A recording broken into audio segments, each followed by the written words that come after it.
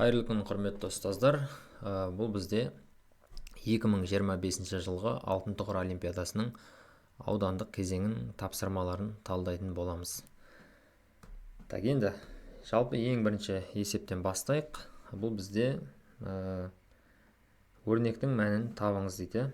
123 қосылған 9 қосылған 99 дейді. Енді бұны жалпы оңайырақ есептейтін болсақ, мына 123-тің бірін 9-ға береміз, тағы бірін 99-ға берсек, бізде не болады? Онда бұл бізде 122 болады, қосылған. Так, 121 болады, қосылған 10, қосылған 100 түрінде жазып алсақ болады. Әрі қарай 121-ге 10-ды қоссақ, 131 шығады, 131-ге 100-ді қосатын болсақ, 231 деген жауап шығады екен. Так, сонда бізде мұнда Д нұсқасы. Келесі енді екінші есепке көшейік. Екінші есеп бізде теміржол вагонындағы көмірдің массасы 55 тонна дейді. Жүк түсіргіш осы жүктің 10-нан 3 бөлігін алды дейді. Вагонда неше килограмм көмір қалды? Ең алдымен біздер білеміз, яғни 1 тоннада 1000 килограмм бар. Сонда 55 тоннада бізде 55 мың килограмм бар деп айтамыз. Енді қараңыздар, 10-нан 3 бөлігін түсіріп алса, бізде 10-нан 7 бөлігі қалады. Сонда 55 мыңның 10-нан 7 бөлігін табу үшін 10-нан 7-ге, яғни көбейте қоямыз. Әрі қарай мұнан 10-ның нөлімен мұнан сызып тастайтын болсақ, бізде 5500 көбейтілген 7 деген, яғни өрнек қалады. Бұны көбейтетін болсақ, бізде 38500 деген жауап шығады екен. Бұл бізде килограмм түрінде аламыз. Өйткені мана біздер килограммға ауыстырып алдық. Сонда жауап бізде В жауабы болады деп айтамыз. Келесі теңдеудің шешімін табыңыз дейді. Бізде мына жерде қараңыздар, x азайтылған 1 бөлінген 5 қосылған 5 тең болады 25 дейді. Енді мына бөлу дегенді мен бөлшек түрінде жазып алсам қалай болады? X азайтылған 1 бөлінген 5 болады, қосылған 5 тең болады 25-та міне. Енді теңдеудің оң жағында, сол жағында мен 5-ке көбейтіп жіберсем, онда не болады? X азайтылған 1 бөлінген 5 көбейтілген 5 қосылған 5 көбейтілген 5 тең болады 25 көбейтілген 5 болады. Әрі қарай мына 5 пен 5 қысқарады. Мұн жақта x азайтылған 1 қалады, қосылған мынау бізде 5-те 5-ке өтсек 25 тең болады 25-те 5-ке өтсек 125 шығады екен. Енді мұн жерден біздер x қосылған мынау 24 болып кетеді, яғни минус 1 қосылған 25 тең болады 125 болады. Сонда x тең болады 125 азайтылған 24, x тең болады 101 деген жауап шығады екен. Енді осы біздер жауаптардың ішінен 101 шығатын мәнді іздеуіміз керек. Енді қарайсақ, мысалға мұн жерде 25 қосылған 5 деген 30 болады, 30-ды 5-ке өтсек асып кетеді, 150 болып кетеді. Ал енді екіншісінде мысалға 25 азайтылған 5 ол бізде 20, оны 5-ке көбейтетін болсақ 100 болады, 100-ге 1-ді қоссақ 101 шығады. Сонда бізде жауап В нұсқасы болады екен. Келесі қабырғасы 4 метр болатын шаршы пішіндес алаңқайда қатар және баған бойынша әр қайсысының арасында 1 метр болатын шырша егілді дейді. Барлығы қанша шырша егілді деп сұрақ қойған екен есепте. Біздер мынандай қылып шаршы пішіндес фигураны салайық. Бұл жерде ол бізде 4 метр дейді, яғни мынаның барлығы бізде 4 метр болса, әр қайсының арасы 1 метрден болады. Енді арасы 1 метрден шырша егілді деп тұр.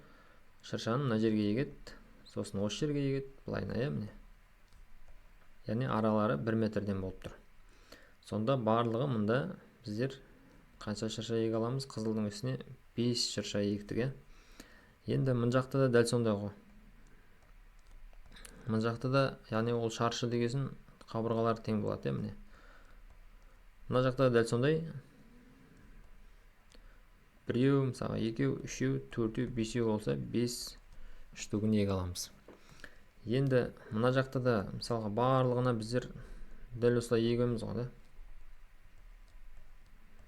Міне. Сонда барлығы бізде 5-ті 5-ке көбейтеміз. Тең болады 25 шырша еге алады екенбіз. Сонда бұл жерде С нұсқасы болады. Келесі, бір алманың салмағы 2 банан мен 1 алмұрттың салмағына тең дейді. Ал 2 алманың салмағы 3 алмұрттың салмағына тең, 1 бананның салмағы 100 грамм болса, 1 алманың салмағы нешеге тең деген сұрақ берген екен. Так, ең алдымен біздер 1 банан бізде 100 грамм болса, онда 2 банан 200 грамм болады. Сонда бұл жерде 2 банан жатыр, онда 200 грамм қосылған алмұрт болып тұр. Сонда біздер бір алманың бағасы, яғни салмағы ол 200 грамм және оған бір алмұртты қосқанға тең болады. Міне, бір алмұртты қосқанға тең. Так, енді ал мына жақта айтады бізде 2 алма ол 3 алмұртқа тең деп тұр. Яғни 2 алма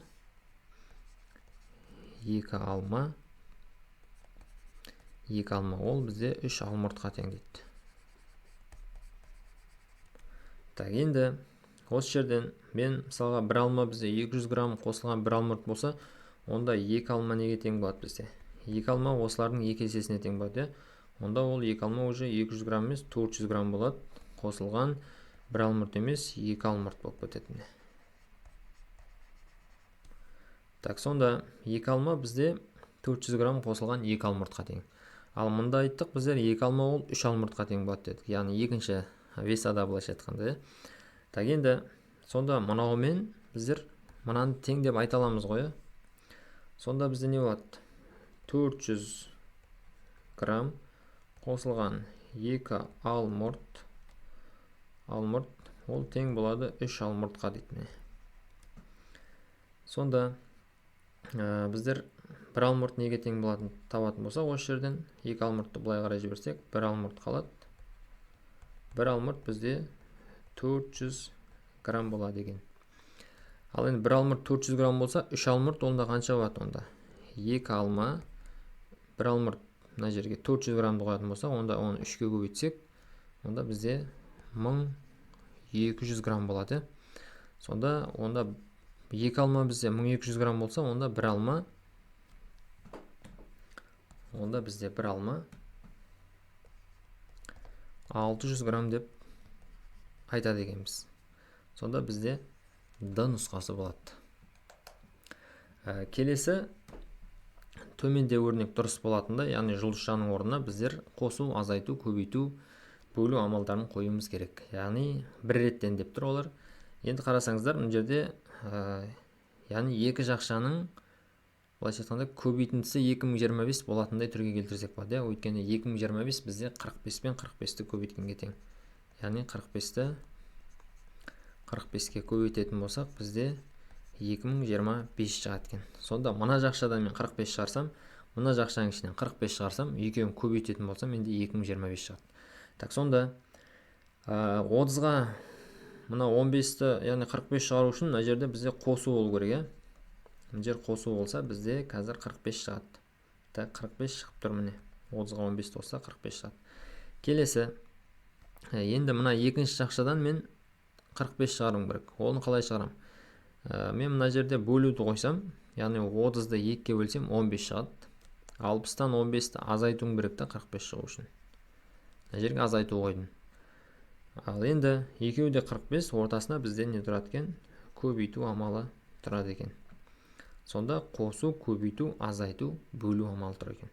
Енді осы жерден қараймыз. Бірінші қосу тұр дейді. Мыналарды тек қана қосу тұрған, 1 мен 2-де ғана. Мыналарда қосу тұрған жоқ.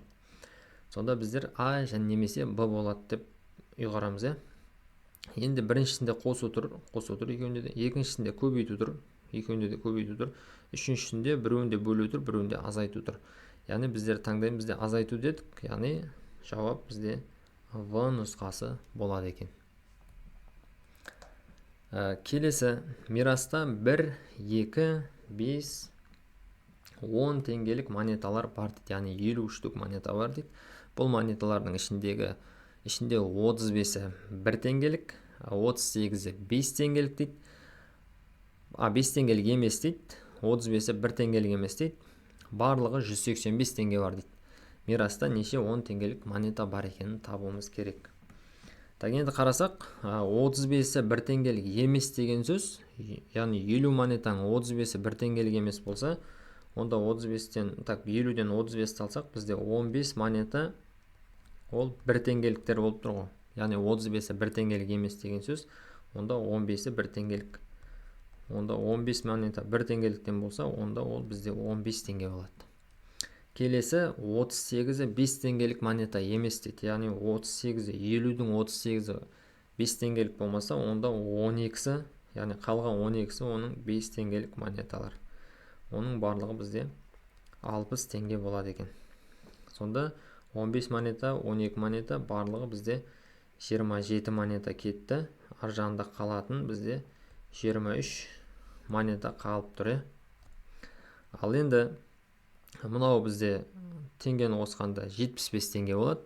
Ал бізде барлығы 185 теңге деп тұр.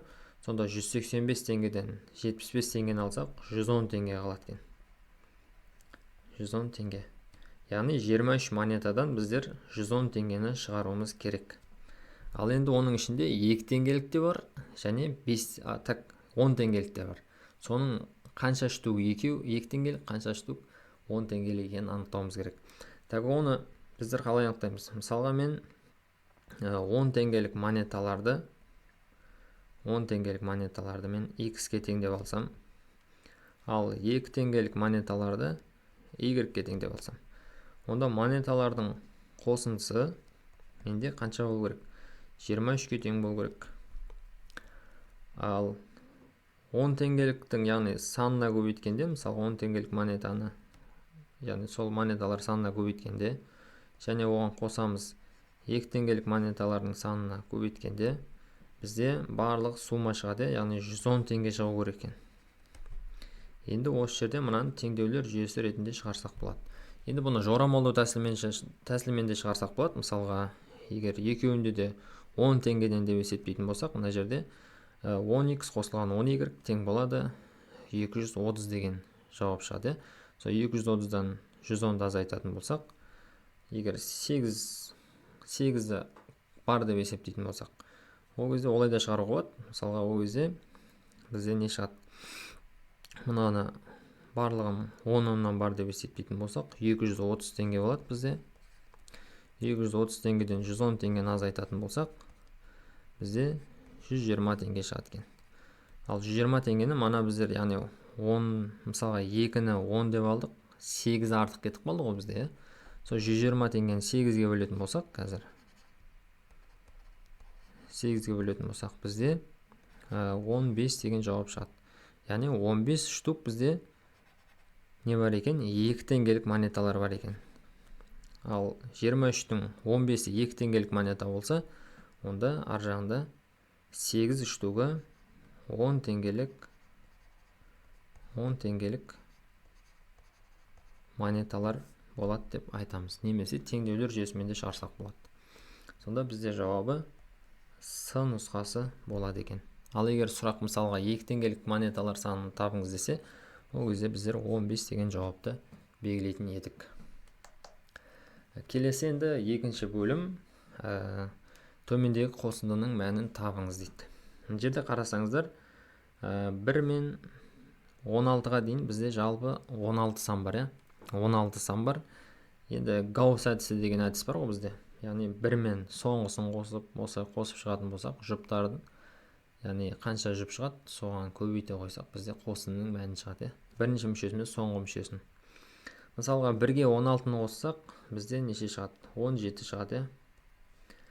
Енді келесі 2 мен мысалға уже 15-ті қоссам да менде неше шығады? 17 шығады. Дәл солай 16-ға дейінгі сандардан мен 8 жұп құрастыра аламын. Яғни 8 жұп менде 17 деген сан шығады. 17 қосылған 17 қосылған 17 деген сияқты. Әрі қарай қосылған менде не бар? Мына жақта 17-нің өзі бар ғой тағы да. Мынаны есептеген жоқпыз ғой жаңа біздер. Так, сонда мына жерде біздер Так. Сонда мен 17-ні 9-ға көбейте қоямын ғой осылайына. Мынаның мәнін табу деген сөз ол 17-ні 9-ға көбейт деген сөз. 17-ні 9-ға көбейтетін болсақ, 90, 63, 153 деген жауап шығады екен. Бұл бізде, яғни Д нұсқасы. Келесі төмендегі сандар қатарындағы заңдылықты анықтап, сұрақ белгісінің орындағы санды табыңыз дейді. Так, енді қараңыздар, 0, 2, 2, 4, 6, 12, 16 деп тұр. Мысалы қарасаңыздар, 0 мен 2-ні қоссақ, бізде 2 шығады, міне. Енді мына 2 мен 2-ні қоссақ 4 шығады. Мына 2 мен 4-ті қоссақ 6 шығады. 4-ке 6-ны қоссақ 10 шығады. 6-ға 10-ды қоссақ 16 шығады. Келесі енді 10-ға біздер 16-ны қосамыз, сонда 26 деген жауап болады екен. Яғни бізде Д нұсқасы. Так, енді келесі төменде 6 карточка берілген, мирас әр карточкадан бір цифрдан өшіріп тастады. Қалған 6 бір таңбалы санның қосындысы 21-ге тең дейді. Мирас өшіріп тастаған 6 цифрдың қосындысы нешеге тең деген есеп берілген екен. Так, енді қараңыздар, мен мысалға мына 2 мен 2-ні алып қалсам, сосын мына 3-ті алып қалсам да, сосын так 5 шат, мына 1-ді алып қалсам, мына 4-ті алып қалсам, менде неше шығады? 2-ке 1-ді қосам, 3, 3-ке 3-ті қосам, 6, 6-ға 4-ті қосам, 10 деген жауап шықты міне. Әрі қарай, енді мұн жақта менде 11 шығарым керек. 11-ді мен 9 мен 2-ні алсам да 11 шығады, 7 мен 4-ті алсам да 11 шығады. Так, 9 мен мысалға 2-ні алып қалайын дейік. Онда 11 шықты, тең болады 21 деген жауап шықты. Жаңа айтқан 21 шығып тұр міне. Сонда ол өшірген нелерді өшірген? Ол мыналарды өшіріп тастағанда, міне. Так, бүйтейік. Міне, мынаны өшірген, мынаны өшірген, мынаны өшірген, мынаны өшірген, мынаны, және осы сандарды өшіріп тастаған. Қалған сандардың қосындысы 21-ге тең болды бізде. Ал енді айтады бізге, өшіріп тастаған 6 цифрдың қосындысын табыңыз дейді. Сонда өшіріп тастаған 8, 2, 0, 6, 7, 4.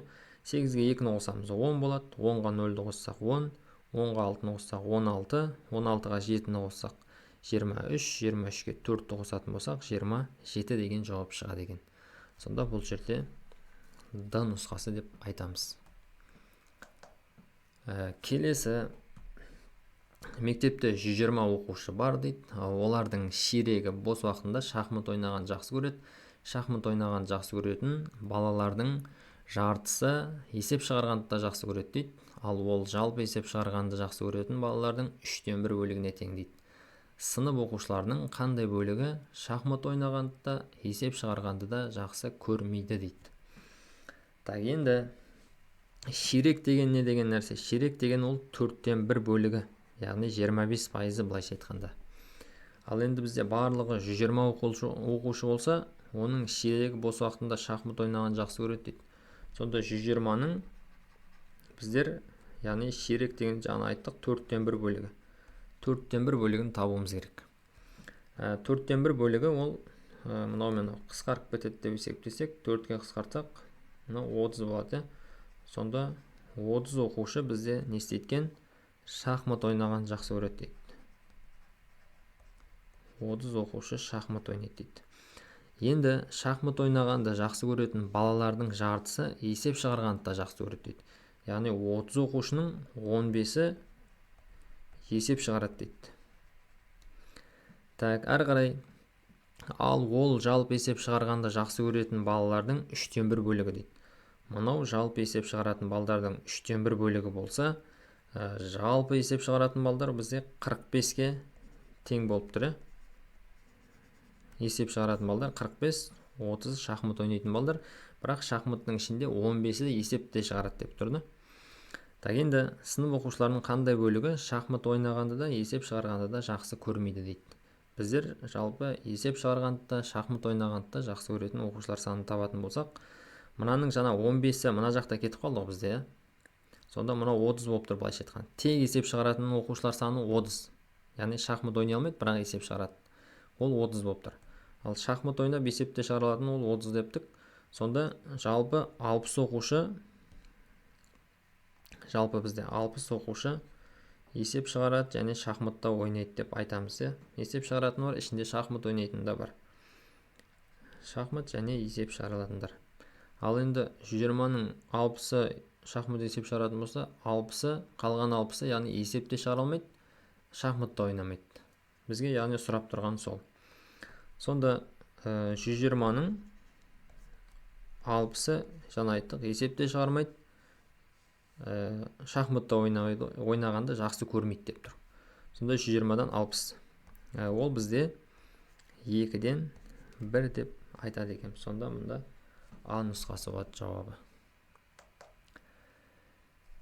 Келесі 64 шаршыдан құралған шаршы 5 бөлікке бөлінген дейді. Бұл кішкентай шаршының ауданы 1 см квадрат дейді.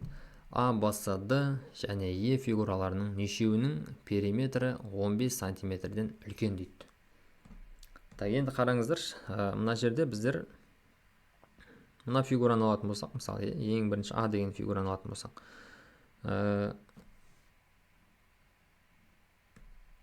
жалпы периметр деген ол барлық қабырғалардың қосындысы. Мен мысалы былайна мына қабырғасын мына жаққа келіп толтырып алуыма болады. Ал мынаны мына жерге келіп толтырып алсам болады. Сонда менде не шығады? Мына жақ 4-ге тең, яғни мынаның әрқайсысы 4-ге тең болып тұр ғой. Мына 1-ге тең болады, сонда общий 4 болады. Бұлай да 4. Мынауым полный шаршы болды.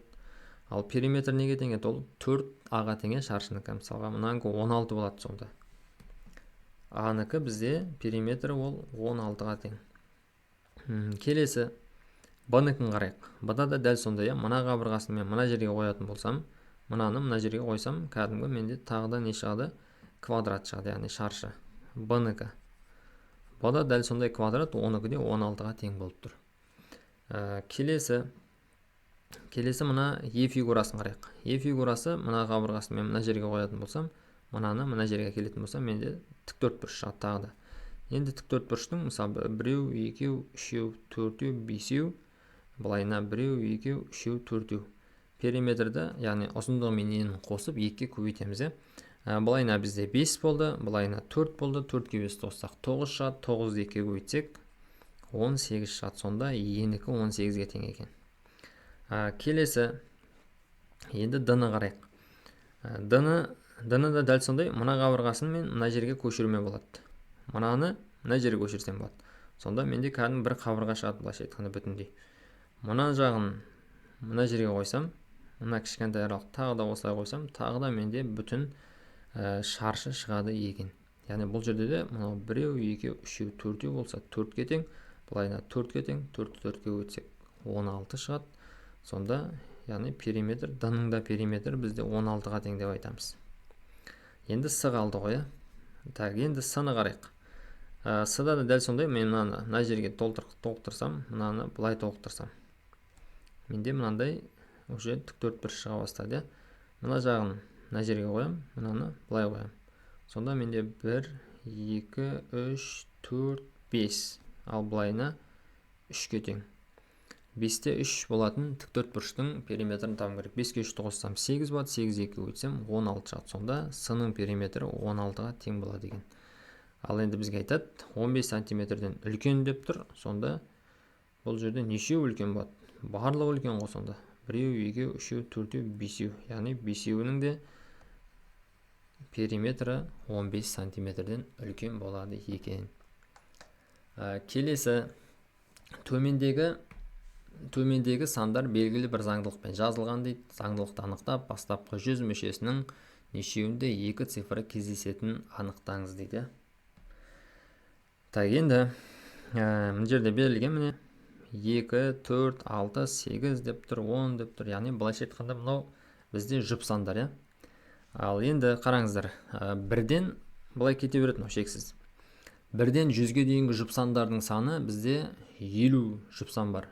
50 тақ сан бар, Ал енді мынаң барлық 100 сандар болса, 200-ге дейінгі сандарды қарастыратын болсақ, сонда бірден 200-ге дейін 100 тақ сан бар және 100 жұп сан бар.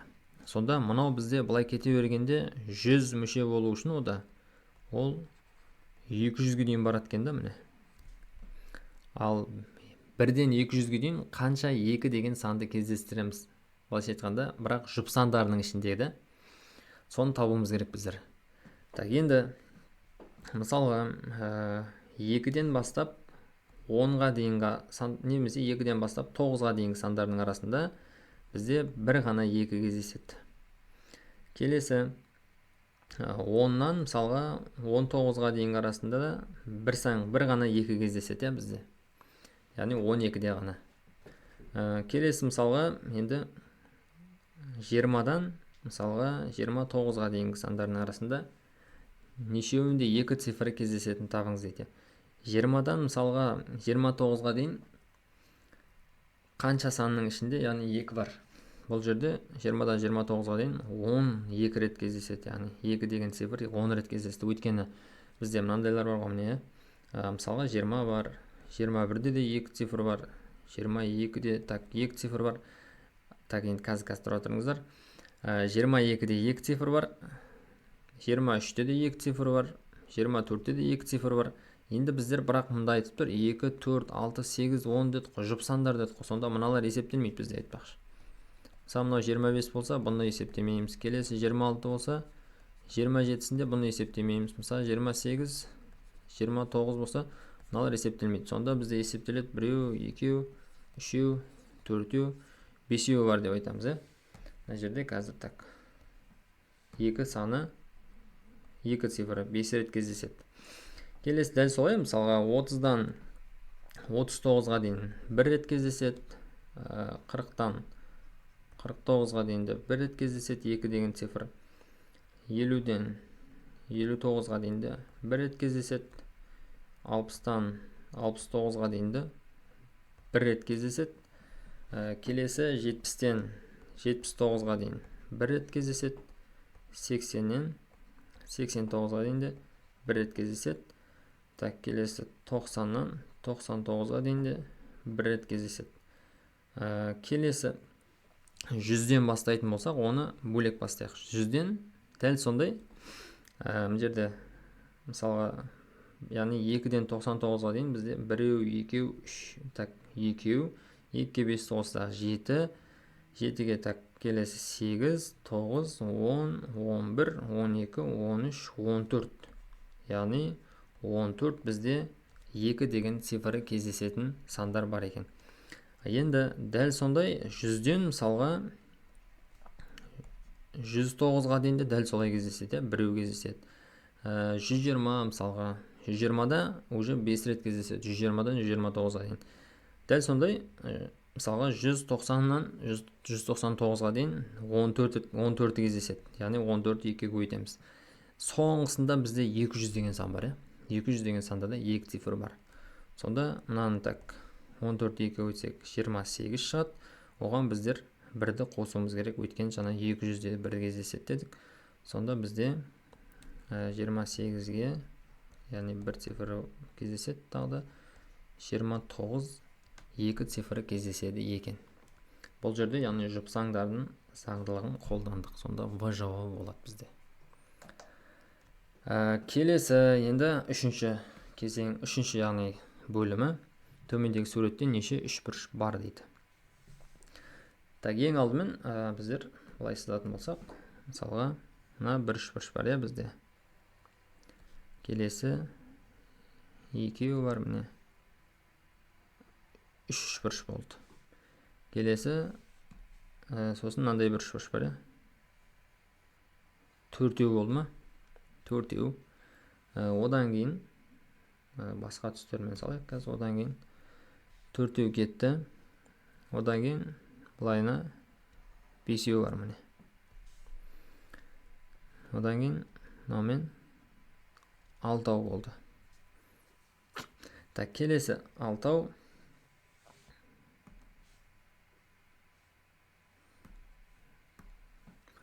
6 болды.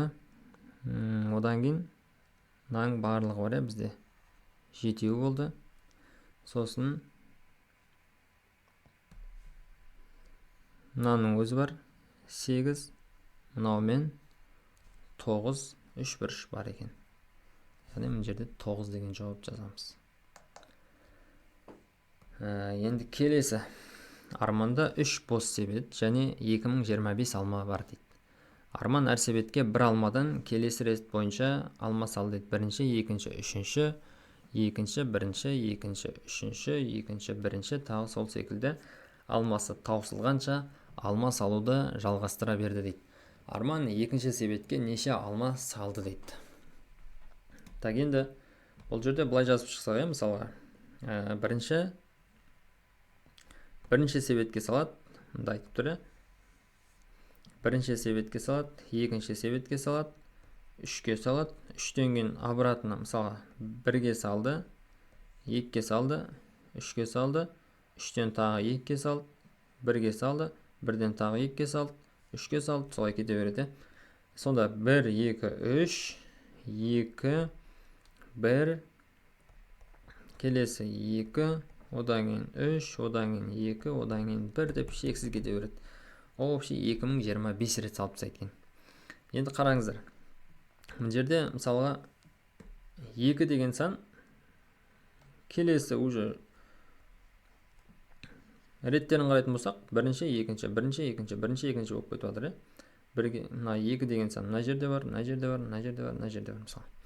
Енді дәл солай ол 2024 рет салса, оның жартысы оның 2 деген болады, өйткені 2 кездесе береді, қараңыздар.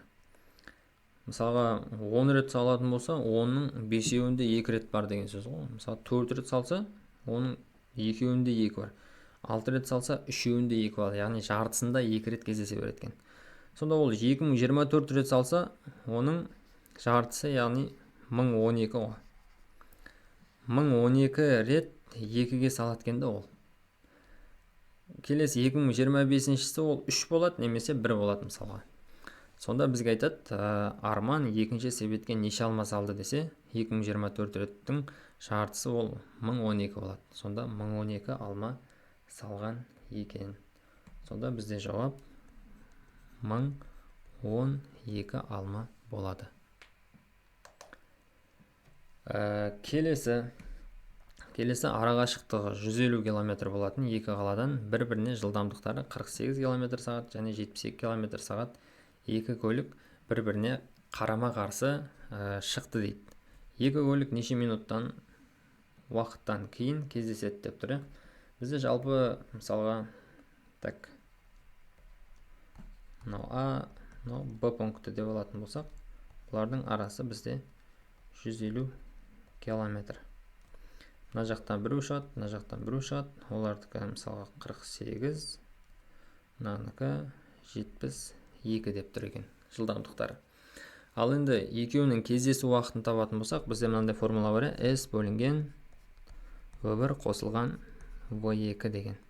Бұл кезде бізде мысалға бір Т деген уақыт шығады, ол екеуінің кездесетін уақыттары. Енді осы формулаға салатын болсақ, екеуінің арақашықтығы бізде так 150 км бөлінген жылдамдықтары 48 қосылған 72 болады. Сонда мынау 150 бөлінген 48-ге 72-ні қоссақ, бізде 120 шығады. Енді бұларды қысқартатын болсақ, 3-ке қысқарған, так, мынау 5, мынау 4 болады. Сонда 1,4-тен 1 деген сағат шығады екен. Енді бізге айтады, екі көлік неше минут уақыттан кездеседі дейді. 1 сағат 1,4-тен 1 сағат былайша айтқанда. Енді біздер бұны минутқа айналдырсақ, қалай айналдырамыз? Ол бізде 1,4-тен 1 сағат деген сөз 1 сағат және 4-тен 1 сағатта. Ал енді 1 сағатта біздер білеміз 60 минут бар. 60 минут. Ал 4-тен 1 сағат деген ол 1 сағаттың 4-тен 1 бөлігі, яғни 60-тың 4-тен 1 бөлігі. 60-тың 4-тен 1 бөлігі ол бізде 15-ке тең. яғни 15 минут. Сонда бізде 75 минуттан кейін олар кездеседі екен. Жерге сонда 75 деп жазамыз. Келесі, әжесі немерелеріне 4 алмадан таратса, әжесінің өзіне 8 алма қалады дейді. Ал егер 6 алмадан таратса, онда өзіне және бір немересіне алма жетпей қалады дейді. Бұл жерде бұны теңдеулермен шығарсақ болады. Мысалға біздер білеміз, 4 алмадан таратса дейді, яғни немерелерінің саны бізде x болсын. X немерелерінің саны. Бүйтіп жазып қояйын қазір. X немерелер саны.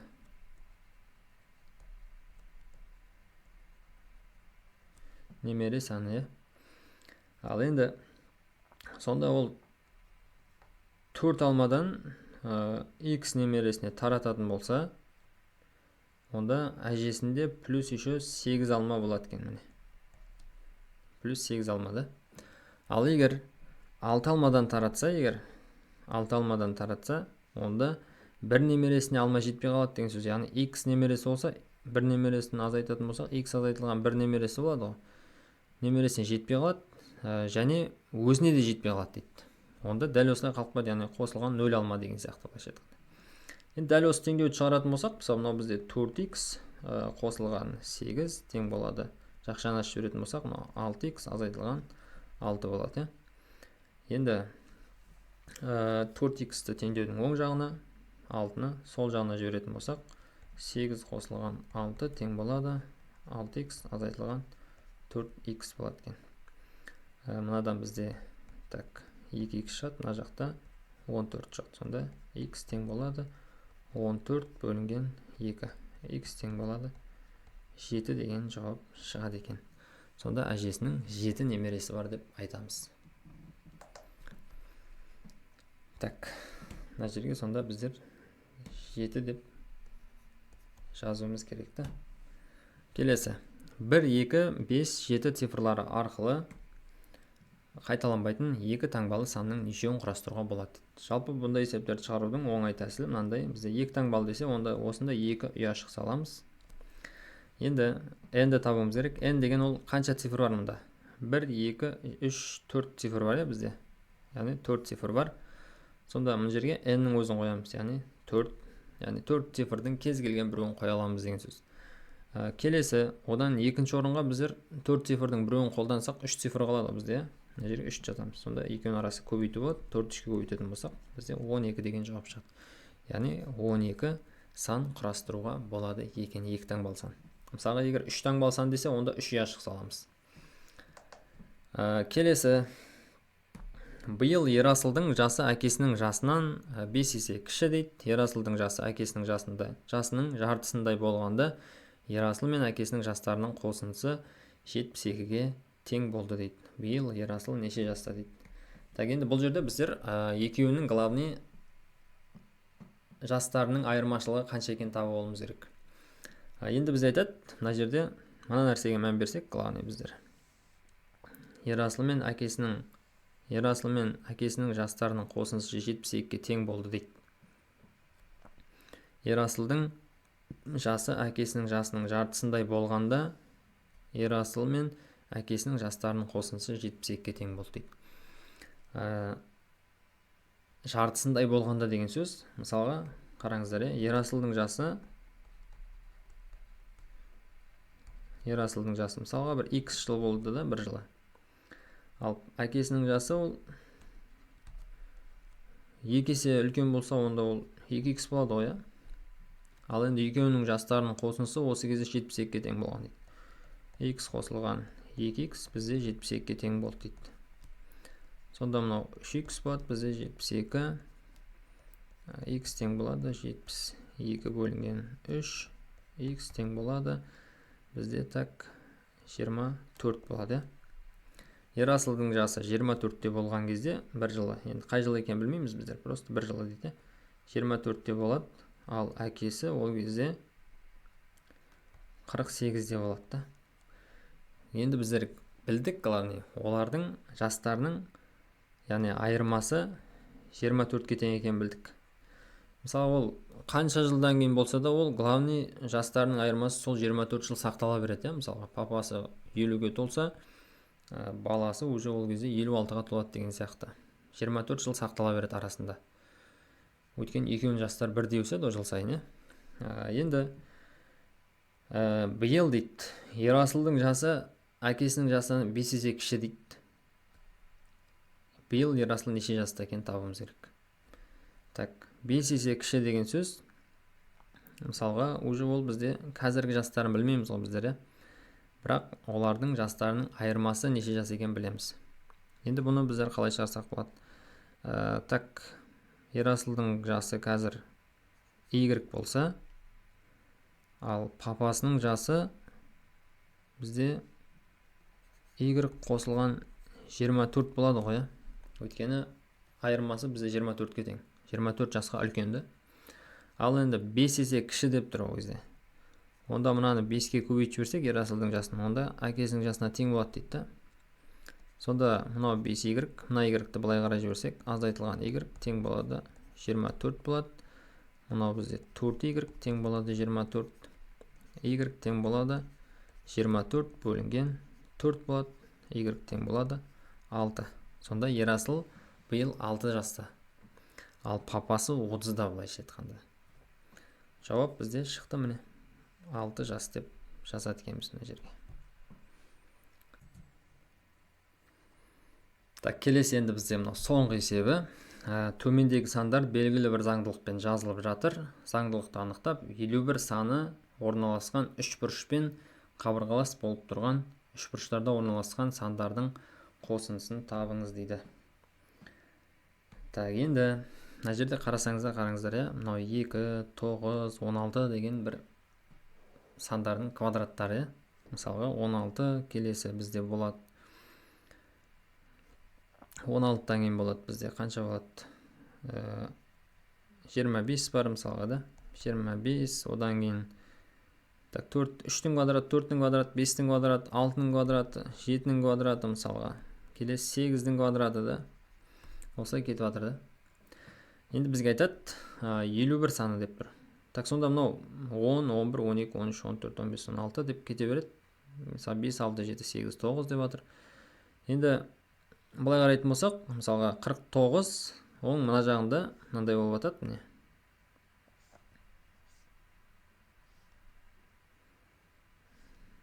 Бүйтіп атайық, міне. Былай жазатын болсақ 49 болады. Мысалға мына жерде уже 50 болады деген сияқты. Одан кейін 51, одан кейін 52 болады. Ал енді жоғар жағында неше болады? Мына жақ 36-тан бітсе, келесі уже мына жер 37 болады ғой да. Ортасында 51 қалады да, міне. Бізге айтады 51 мен қабырғалас деп тұр. Сонда мынау қабырғалас болады, мынау қабырғалас болады, мынау қабырғалас болады. Сонда біздер жазуымыз керек, яғни 37 қосылған 50 қосылған 52. Осы үшеуінің қосындысы бізде яғни жауап болады екен.